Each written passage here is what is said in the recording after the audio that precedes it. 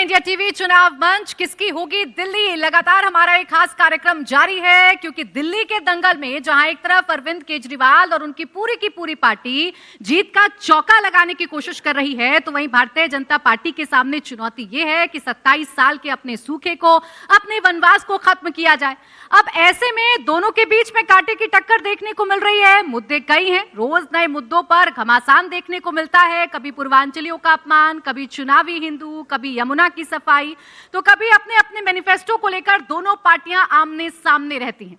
आज हमारे साथ ऐसे ही दो खास मेहमान मंच पर हैं जो बताएंगे कि आखिर उनकी पार्टी के दावे में कितना है दम और चुनावों में वो जनता के बीच में आखिर कैसे जा रही हैं। हमारे साथ हैं बीजेपी के राज्यसभा सांसद सुधांशु त्रिवेदी जी, तालियों के साथ स्वागत कीजिए। इसके साथ ही साथ हमारे साथ हैं आम आदमी पार्टी के राज्यसभा सांसद संजय सिंह जी, इनका भी तालियों के साथ स्वागत कीजिए। तो हमारा ये जो सेशन है ये खास इस वजह से होगा क्योंकि 4 राउंड हम अपने मेहमानों को देंगे और हर राउंड का जो समय होगा वो 2 मिनट होगा। 2 मिनट में अपने सवाल का जवाब यहां नेताओं को देना होगा। तो शुरुआत करते हैं राउंड 1 की और पहला सवाल राउंड 1 के लिए आपसे मेरा सुधांशु जी ये है, क्या ये चुनाव तय कर देगा असली हिंदू कौन और चुनावी हिंदू कौन? आपका समय अब शुरू होता है। देखिए, सबसे पहले तो चुनाव ये तय करेगा कि असली कौन नकली कौन, क्योंकि प्रधानमंत्री जी ने आपदा शब्द कहा है ना, तो एक हमारे यहां कहावत होती है, रहीमन विपदा हूं भली जो थोड़े दिन होए, हित अनहित या जगत में जानी परत सब कोय। यानी थोड़े दिन के लिए ठीक होता, उसमें अच्छा क्या है बुरा क्या है ये पता लग जाता है, पर ये तो 10 साल का हो गई है आपदा। तो अब दिल्ली की जनता को भली भांति पता है दिल्ली के चुनाव में जो पार्टियां हैं वो क्या हैं। एक पार्टी जो देश की सबसे पुरानी पार्टी, पुरानी धुरानी पार्टी, एक नई पार्टी, नई नवेली पार्टी, अजब अलबेली पार्टी, हरकतों से बनी हुई पहली पार्टी। एक पार्टी क्या है, कांग्रेस पार्टी, पुरानी शराब पुरानी बोतल में। ये पार्टी पुरानी शराब नई बोतल में, और नई बोतल में नई राजनीति है कि एक बोतल के बदले दूसरी बोतल फ्री, जो भारत की राजनीति में आपको देखने को नहीं मिलेगा। इसलिए मैं कहना चाहता हूं, यहां पर असलियत इस बात की है कि दिल्ली के लिए ईमानदारी से काम कौन करेगा। एक दौर था जिस जमाने में जो जो वादा करते थे, जैसे अभी देखिए सिसोदिया जी थोड़ी देर पहले आपके कार्यक्रम में थे, ऐसा आपको विचित्र उदाहरण अपनी पार्टी के अंदर नहीं मिलेगा कि उसी आरोप में सिसोदिया जी जेल गए तो वो डिप्टी सीएम पद से त्यागपत्र देंगे, और केजरीवाल जी उसी आरोप में जेल जाएंगे तो सीएम पद से छोड़ने की जरूरत नहीं है। मेरे भाई, 2 सीएम और डिप्टी सीएम पे अलग अलग रूल कैसे हो गए? अब मैं उन बातों को दोबारा नहीं कहना चाहता। ये जो पहले कहते थे, बड़ा मासूम सा चेहरा बनाकर आते थे और दिल्ली की जनता को लगता था कि शायद ये कुछ नया करेंगे, पर अब दिल्ली की जनता को ये समझ में आ गया, जिसे अगर एक पंक्ति में कहूं कि आज दिल्ली की जनता केजरीवाल जी और आम आदमी पार्टी को देख के कह रही है कि बड़े मासूम लगते थे मेरे सनम, क्या से क्या हो गए देखते देखते, जिन्हें पत्थर से हमने बनाया सनम वो खुदा हो गए देखते देखते। तो देखिए, राउंड 1 के लिए 12 सेकंड पहले सुधांशु जी ने अपनी बात खत्म कर दी। अब राउंड 1 के लिए पहला सवाल संजय सिंह जी आपसे मेरा ये है कि क्या ये चुनाव ये तय कर देगा कौन सबसे बड़ा राम भक्त और कौन रावण भक्त? देखिए, पहली बात तो मुझे ये नहीं समझ में आता कि हिंदू धर्म का ठेका कहां निकला है। इनको L1 अलर्ट हुआ है बीजेपी वालों को। भाई, ये हिंदू धर्म के ठेकेदार हैं। हिंदू धर्म क्या कहता है? हिंदू धर्म कहता है वसुदेव कुटुंबकम, पूरा विश्व हमारा परिवार है। हिंदू धर्म क्या कहता है? रामचरितमानस की चौपाई है, सब नर करहीं परस्पर प्रीति, सारे लोग आपस में प्यार से रहें। हिंदू धर्म क्या कहता है? जब हम अपनी पूजा समाप्त करते हैं, हम प्रभु से प्रार्थना करते हैं, धर्म की जय हो, अधर्म का नाश हो, प्राणियों में सद्भावना हो, विश्व का कल्याण हो। ये लोग कहते हैं प्राणियों में दुर्भावना हो, आपस में लोगों को झगड़ा कराना है। इनकी पार्टी का नाम बदल के मैंने भारतीय झगड़ा पार्टी कर दिया है। इन्होंने क्या किया है? पहले हिंदू को मुसलमान से लड़ाओ, फिर हिंदू को सिख से लड़ाओ, फिर हिंदू को ईसाई से लड़ाओ, फिर हिंदू को हिंदू से लड़ाओ, जाट को गैर जाट से लड़ाओ, मराठा को गैर मराठा से लड़ाओ, पहलवान को पुलिस के जवान से लड़ाओ, किसान को पुलिस के जवान से लड़ाओ। तो इन्होंने पूरे देश में झगड़ा लड़ाई इस प्रकार का माहौल कर रखा। और मैं इनसे कहता हूं कि इनको किसने मना किया भाई? 22 राज्यों में आपकी सरकार है। अरविंद केजरीवाल जी ने एक जगह पुजारियों और ग्रंथियों के लिए 18,000 रुपए की सम्मान राशि कर दी। आपके पेट में दर्द हो रहा है, आप 22 राज्यों में कर दीजिए ना। आप 22 राज्यों में कर दीजिए। आपको किसने रोका है? आपको हमने रोका तो है नहीं। दूसरी बात, अभी बार बार ये शराब पे बोलते हैं। अब मैं इनके एक नेता का बयान लेके आया हूं, आंध्र प्रदेश के, ये इनके प्रदेश अध्यक्ष हैं सोमू जी ये कह रहे हैं 50 रुपए में शराब की बोतल मिलेगी। ये है इनकी शराब की पॉलिसी। मैं बताता हूं, ये मैं जानता था कि ये बोलेंगे। इन्होंने कर्नाटक के अंदर कहा कि 21 साल शराब पीने की जो उम्र है वो कम है, उसको हम 18 साल करेंगे। ये देखिए इनकी हकीकत आज मैंने बताने के लिए समय राउंड 1 के लिए समाप्त हो जाता है। 2-2 मिनट का समय आप दोनों को मैंने दिया। अब राउंड 2 की आइए शुरुआत कर देते हैं। और राउंड 2 के लिए जो सवाल सुधांशु जी मेरा आपसे ये है कि क्या 27 साल का वनवास शीश महल खत्म कर देगा? समय अब शुरू होता है। देखिए 27 साल का वनवास बिल्कुल पूरी तरह खत्म होगा। ये मारीच बनकर कोई भी आने की कोशिश करे वो उसमें बाधा नहीं बन पाएगा। और अभी जो हिंदू धर्म के बारे में बोल रहे थे, तो मैं कहना चाहूंगा जिन लोगों को कमल खतरनाक नजर आता हो, वो कमल जो भगवान शंकर पे चढ़ाया जाता है, वो कमल जो भगवान बुद्ध मणिपद्महुम कहा जाता है, जो वो कमल जिसपे भगवान महावीर उत्पन्न होने के बाद सबसे पहले चले तो कमल खिलते चले गए, वो कमल हम सब चाहते हैं ना कि सबके पास नॉलेज आए तो माता सरस्वती की कृपा रहे। हम सब चाहते हैं ना सबके पास प्रॉस्पेरिटी आए तो माता लक्ष्मी की कृपा रहे। सरस्वती जी भी कमल पे विराजती हैं और लक्ष्मी जी भी कमल पे विराजती हैं। जितना कमल खिला रहेगा उतना जो है ये देश आगे बढ़ता रहेगा। मगर मैं इनके चुनाव चिन्ह का अपमान नहीं करता। झाड़ू भी हमें सिखाती है। झाड़ू क्या सिखाती है? झाड़ू की एक एक तीली अलग कर दीजिए, तोड़िए फट से टूट जाएगी, और अगर जोड़ के रखिए तो नहीं टूटेगी। यानी झाड़ू सिखाती है एक है तो सेफ है, बटोगे तो कटोगे। और दूसरा यह सिखाता है कि कमल तो अपने आप खिलता है भगवान के प्रकाश से, सूर्य के प्रकाश से, मगर झाड़ू के लिए पंजे की जरूरत होती है। और आप देखिएगा कोई भरोसा नहीं है। पहले एक दूसरे के साथ थे, आज एक दूसरे के खिलाफ है, और फिर अगर जरूरत पड़ गई तो फिर एक दूसरे के साथ हो जाएंगे। कांग्रेस और इनका रिश्ता जानते क्या है? मिलो न तुम तो हम घबराएं, मिलो तो आंख चुराएं, हमें क्या हो गया है। ठीक है, राउंड 2 के लिए आपसे अब मेरा संजय जी सवाल है, कथनी और करनी में फर्क क्या इन चुनावों में आप पर भारी पड़ रहा है? देखिए मैं इनके कमल चुनाव निशान पे 2 लाइनें कहना चाहूंगा कि कैसे कैसे मंजर अभी आने लगे हैं, कैसे कैसे मंजर अभी आने लगे हैं। गाते गाते लोग चिल्लाने लगे हैं, बदल डालो अब इस तालाब के पानी को, कमल के फूल तो मुरझाने लगे हैं। कमल के फूल कीचड़ में डूब चुके हैं। मान्यवर, आप किन सिद्धांतों, किन विचारों को लेके आए थे और आप क्या कर रहे हैं? आपकी पार्टी क्या कर रही है? आपकी पार्टी का नाम बदल के बड़का झूठा पार्टी रख देना चाहिए। उन्होंने 2 करोड़ नौकरी का वादा किया, झूठ बोला। 15 लाख देने का वादा किया, झूठ बोला। किसान के फसल का दाम 2 गुना करने का वादा किया, झूठ बोला। इन्होंने कहा 15 अगस्त 2022 तक सबको पक्का मकान मिल जाएगा, झूठ बोला। अग्निवीर योजना लाके 4 साल की नौकरी दे रहे हैं, कह रहे हैं 17 साल में जवान बन जाओ, 21 साल में रिटायर हो जाओ। किसी के घर में कोई पहुंचेगा, बाबूजी से पूछेगा बाबूजी क्या करते हैं, बोले हम तो नौकरी करते। बिटवा क्या कर रहा है? बिटवा रिटायर हो गया। बाप नौकरी कर रहा है, बेटा रिटायर हो गया। इनके आदरणीय प्रधानमंत्री जी के भतीजे जैसा, जिनको बल्ला पकड़ना नहीं आता, वो बीसीसीआई के चेयरमैन बनेंगे। और हमारे घर का किसान का बेटा वो 50 डिग्री टेम्परेचर में जैसलमेर में और -50 डिग्री टेम्परेचर में सियाचिन में ड्यूटी करेगा। ये व्यवस्था बदलनी चाहिए। बीजेपी के सांसदों को बनाइए, आप उनको भी शामिल कीजिए, उनको भी 4 साल की नौकरी दीजिए। देश के प्रधानमंत्री 75 साल की उम्र में उनको तीसरी बार प्रधानमंत्री बनना है, और हमारे किसान का बेटा नौकरी मांगने जाएगा, पटना में लाठी खाएगा, लखनऊ में लाठी खाएगा, दिल्ली में लाठी खाएगा। आप हर जगह नौजवानों को टारगेट कर करके मार रहे हैं। एक वादा इनकी पार्टी का बता दीजिए जो इन्होंने पूरा किया हो। हाँ, एक ही काम किया, दिन रात अपने दोस्त अडानी को मजबूत करने का काम किया। हिंदुस्तान से लेके बांग्लादेश तक हिंदुस्तान। समय समाप्त। अब राउंड 3 की शुरुआत कर लेते हैं। राउंड 3 का जो सवाल सुधांशु जी आपसे मैं पूछने जा रही हूं वो ये, राजधानी दिल्ली में रोहिंग्या किसकी देन है? समय अब शुरू होता है। ये तो आपने बड़ा अच्छा और फैक्चुअल क्वेश्चन पूछा है। रोहिंग्या और बांग्लादेशी घुसपैठिए, मैं सिर्फ फैक्ट कोट कर रहा हूं। 2006 में कांग्रेस के गृह मंत्री श्री प्रकाश जायसवाल जी सदन के पटल पे बोल चुके हैं कि इस देश में 2.5 से 3 करोड़ बांग्लादेशी घुसपैठिए हैं। सेकेंड पॉइंट, 2006 में असम के राज्यपाल ने यह कहा है कि 5,000 बांग्लादेशी हर दिन भारत में घुसपैठ कर रहे हैं। थर्ड पॉइंट, आईएमडीटी एक्ट था, आपको शायद पता हो, आईएमडीटी एक्ट ऐसा खतरनाक एक्ट कांग्रेस ने बनाया था कि अगर कोई घुसपैठिया आ गया है तो वो घुसपैठिया है ये साबित करना आपकी जिम्मेदारी है, उसकी जिम्मेदारी नहीं कि वो भारत का नागरिक है साबित करे।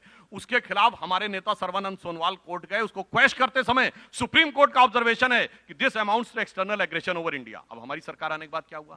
हमारी सरकार आने के बाद सबसे बड़ा अंतर जानते क्या हुआ? जो लोग कहते हैं, अब पढ़े लिखे मुख्यमंत्री को तो पता होना चाहिए, भारत का लैंड बाउंड्री एग्रीमेंट ही नहीं था, बांग्लादेश के साथ सीमा निर्धारण नहीं थी। एक गांव आधा बांग्लादेश में और आधा भारत में था। हमने पहले उसका निर्धारण 2016 में किया, उसके बाद वहां फेंसिंग शुरू की है पाकिस्तान की बाउंड्री की तरह। 80% फेंसिंग पूरी हो चुकी है। अब अंदर आने के लिए रास्ता बंद हो गया है। जो अंदर हैं, जब उनका चिन्हित करने की बात आती है तो इस दिल्ली में शाहीन बाग हो जाता है। और यही इनके डिप्टी सीएम मनीष सिसोदिया जी आके कहते हैं शाहीन बाग मेरे दिल में है। और इनका वही वाला विधायक जिनका की बेटा भी फटफटिया चलाते हुए पकड़ा गया था, वो अमानतुल्लाह खां के शाहीन बाग के साथ आके खड़े होते हैं। तो पूरे देश को पता है कि कौन घुसपैठियों के साथ है, कौन घुसपैठियों के खिलाफ है। तो एक लाइन बोलता हूं, ये शब्दशः किसी के लिए नहीं कह रहा हूं, कहनी है एक बात हमें इस देश के पहरेदारों से, संभल कर रहना अपने घर में छिपे हुए गद्दारों से। अब रोहिंग्याओं को लेकर राउंड 3 में आपसे भी मेरा ये सवाल है। बीजेपी रोहिंग्याओं की बात करती है, रोहिंग्याओं को आप पूर्वांचली वोटर से क्यों जोड़ देते हैं?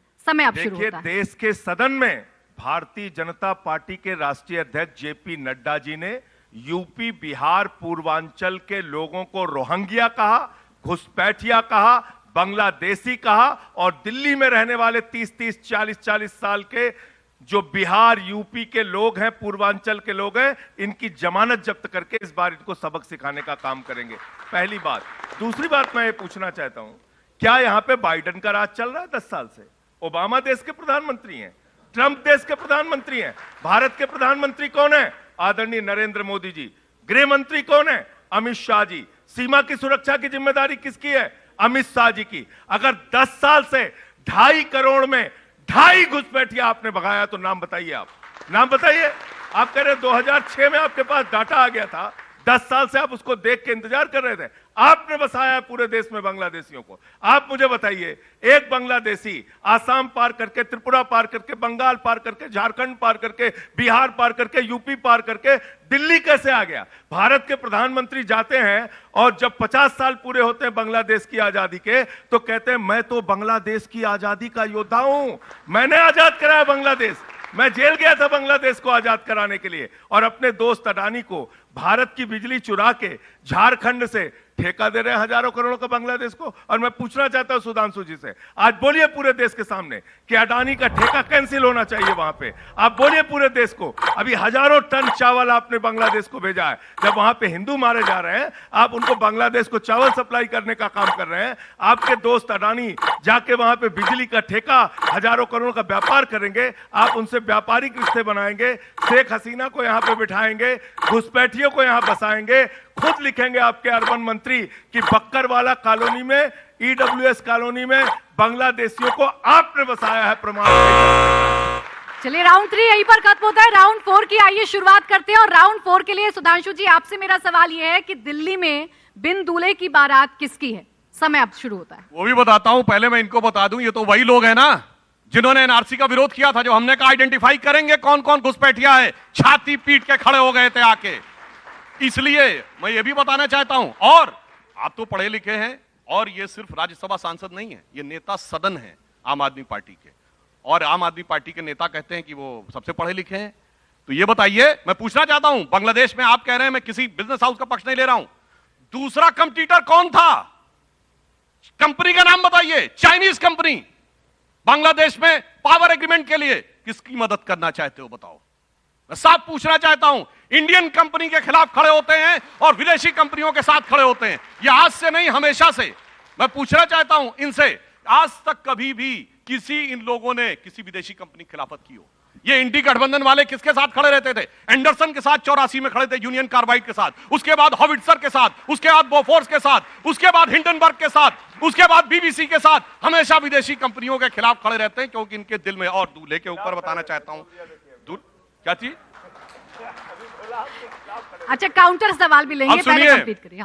दूल्हे पे मैं कहना चाहूंगा, कोई आदमी कभी कभी ज्यादा हड़बड़ी में होता है, उसको पता ही नहीं रहता। पहली बात तो यहाँ सीएम कोई और है और चेहरा कोई और है, क्योंकि उनको रोग लग गया। जिनके साथ थे वहां पहले पीएम कोई और होता था, सुपर पीएम कोई और होता था, यहाँ सीएम कोई और है, सुपर सीएम कोई और है। तो मैं कहना चाहता हूं इनके लिए वो पुराने गीत की इधर पंक्तियां जो थी, वो एक बार अभी कुछ ज्यादा सोशल मीडिया पे वायरल हुई थी ना, कि कोई जाके इन्हें ये समझाए कि सजनिया के मन में अभी इनकार है, जाने साजन क्यों घोड़े पे सवार है। जाके समझो दिल्ली वालों के मन में अभी इनकार है, ये केजरी क्यों घोड़े पे सवार है। पहले समझो भैया, उसके बाद दूल्हे की बारात की बात करो। पर आपकी बारात में तो ऐसे ऐसे लोग हैं जो कोई माफिया से बात करता था।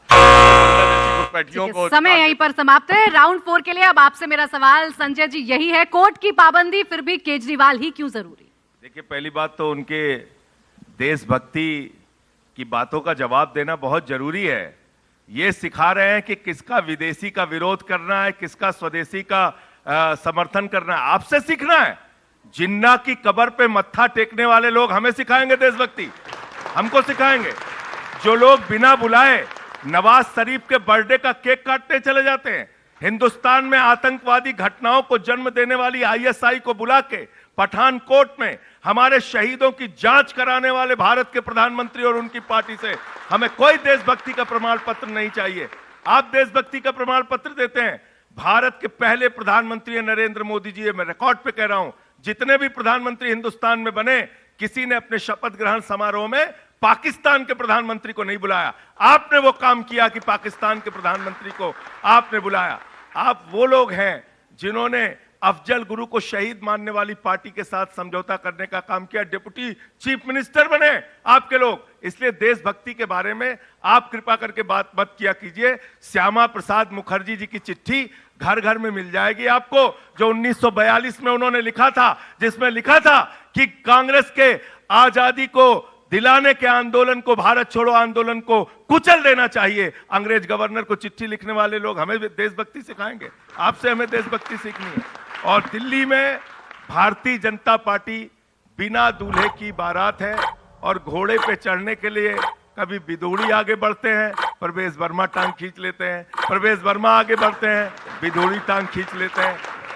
दूल्हे बेचारे आपस में लड़ रहे हैं, हमें घोड़ी पे चढ़ना है, हमें घोड़ी पे चढ़ना है। अरे दिल्ली की जनता ने आपको बाहर कर दिया है लड़ाई से। एक केजरीवाल से लड़ने के लिए आपने योगी बुला लिया, मोदी बुला लिया, अमित शाह बुला लिया, सारे मुख्यमंत्री बुला लिए, सारे सांसद बुला लिए, सारे केंद्रीय मंत्री बुला लिए। अब ट्रंप को भी बुला लीजिए प्रचार में, लेकिन जीतेगा तो केजरीवाल। राउंड यहाँ पर समाप्त हो जाता है। अब बारी है काउंटर सवालों की, जिसमें आप दोनों भी एक दूसरे से काउंटर सवाल कर सकते हैं, लेकिन वो सवाल जिनके जवाब मिलना रह गया इन राउंड में, तो मेरा सवाल काउंटर आपसे यह है, रोहिंग्या असल में किसकी देन है? राज्य सरकार की जिम्मेदारी कैसे है रोहिंग्या, जबकि बॉर्डर पर तो तैनात सेना? बिल्कुल सही सवाल है, बिल्कुल टेक्निकल जवाब देता हूं। और केंद्र सरकार की यह जिम्मेदारी है कि वो अंदर ना आने पाए। हमारी सरकार आने के बाद घुसपैठ नहीं हो रही है। राज्यों की समस्या जानते हैं कहां से होती है? जब कोई अंदर घुस आता है तो उसका जो आधार कार्ड बनता है, उसको जो प्रमाण पत्र मिलता है, जो राशन कार्ड इश्यू होता है, पूर्णतः राज्यों के अधिकार में है। और इसीलिए जब हम उसको वेरीफाई करने की बात कर रहे थे तो ये सब के सब विरोध में खड़े थे। और इसीलिए सीए जो केंद्र से पारित कानून था, उसके खिलाफ दिल्ली की विधानसभा में इन्होंने प्रस्ताव पारित करवाया था। मगर मैं एक बात कहना चाहता हूं, संजय जी ने एक काम तो खैर वैसे ठीक किया, बेचारे कंपनी का जवाब नहीं दिया, ये दूसरी चीज पे चले गए।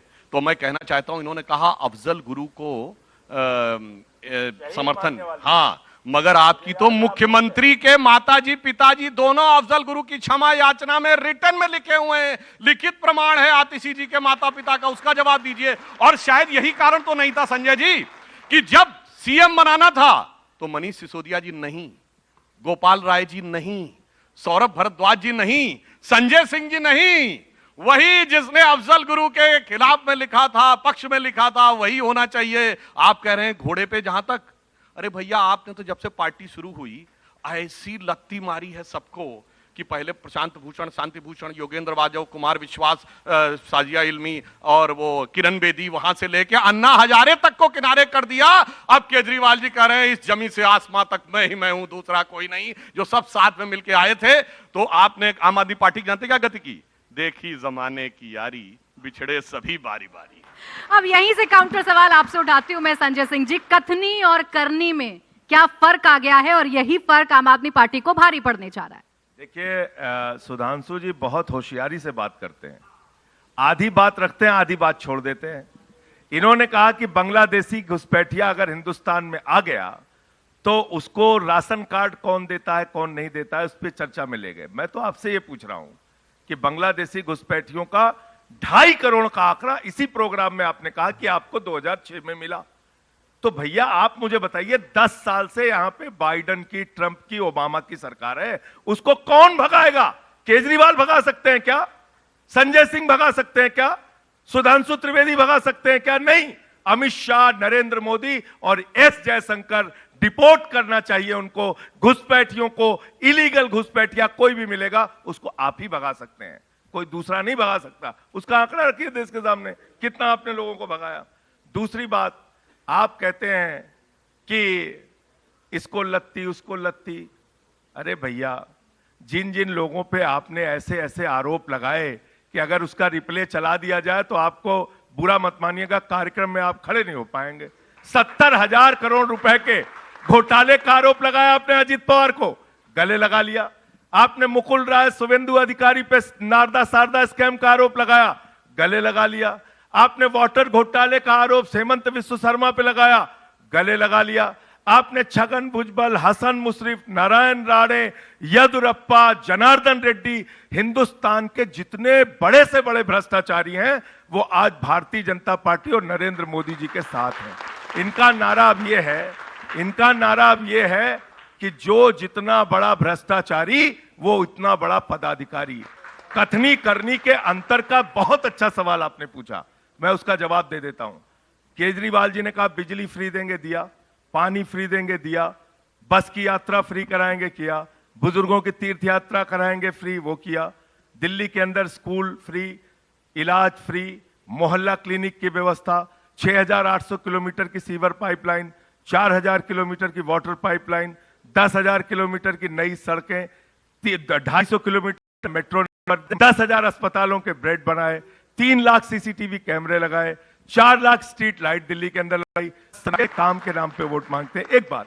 दूसरी बात, आपने कहा आपके वादे क्या हैं? 15 लाख देने का वादा, काला धन लाने का, धोखा दिया। आपने कहा फसल का दाम 2 गुना कर देंगे, धोखा दिया। आपने हर चीज पे धोखा देने का काम किया, इसलिए आपकी पार्टी का नाम अब मैं फिर दोहरा रहा हूं, बड़का झूठा पार्टी हो गई। अच्छा ठीक, आप दोनों एक दूसरे से एक एक सवाल पूछ सकते हैं। आप पूछ सकते हैं।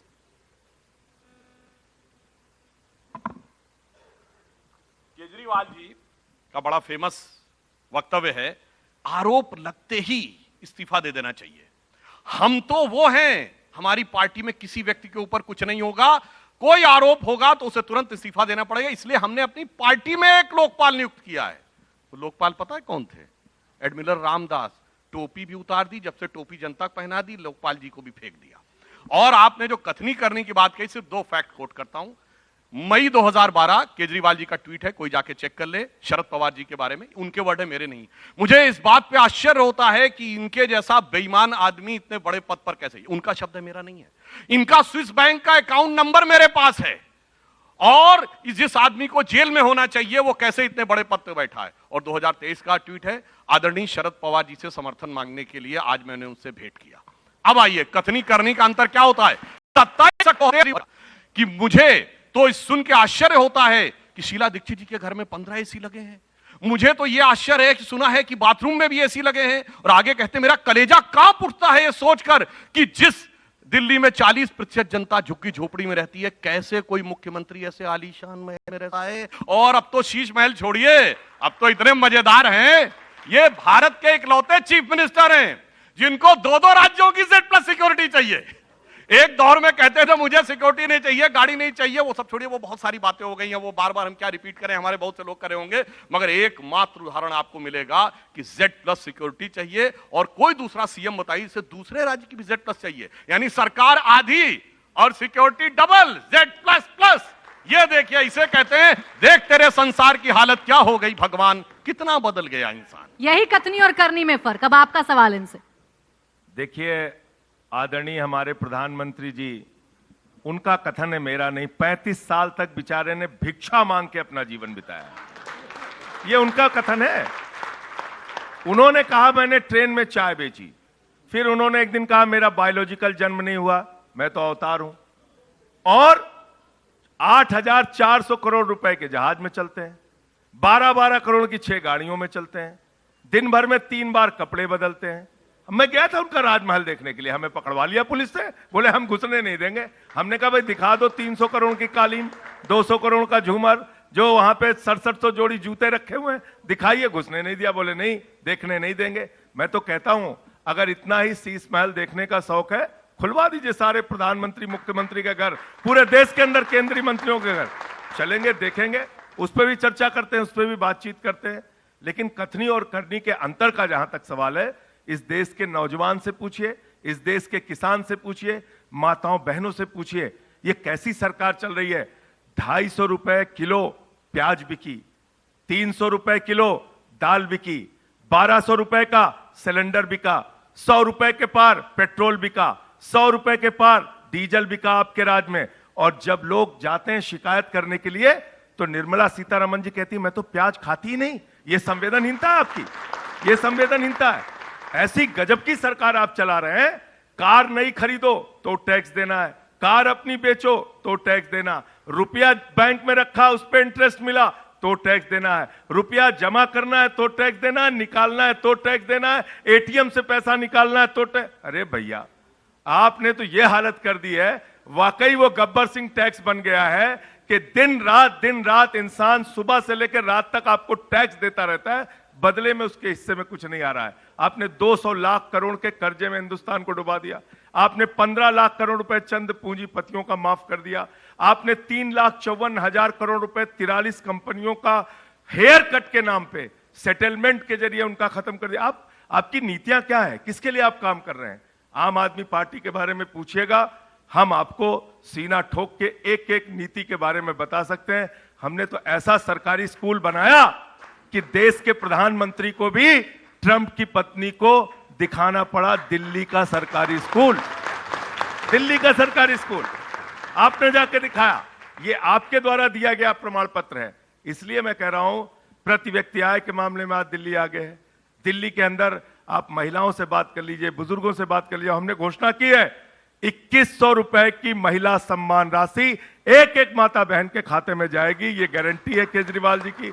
हमने संजीवनी स्कीम की बात की है, 60 साल के ऊपर के बुजुर्गों के लिए जिनको उनके बच्चे भी छोड़ देते हैं, उनके लिए हमने कहा है उनका पूरा इलाज फ्री, 1 लाख का हो चाहे 20 लाख का हो। 2500 रुपए तो बीजेपी भी दे रही है, आप 2100 ये 2500 का वादा कर रहे हैं महिलाओं जवाब दे दो। वादा तेरा वादा गाना सुना है ना आपने?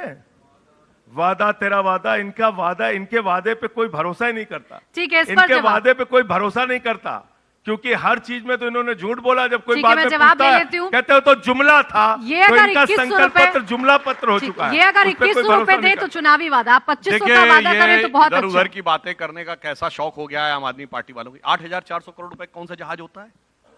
ये तो कोई फाइटर प्लेन भी नहीं होता। चलिए कुछ भी आके बोल, चलिए दिखाते, कुछ भी। अब मैं बताना चाहता हूं, जो ये बात कहने का प्रयास करते हैं, प्रधानमंत्री जी का आवास 7 लोक कल्याण मार्ग भारत के प्रधानमंत्री का आवास है।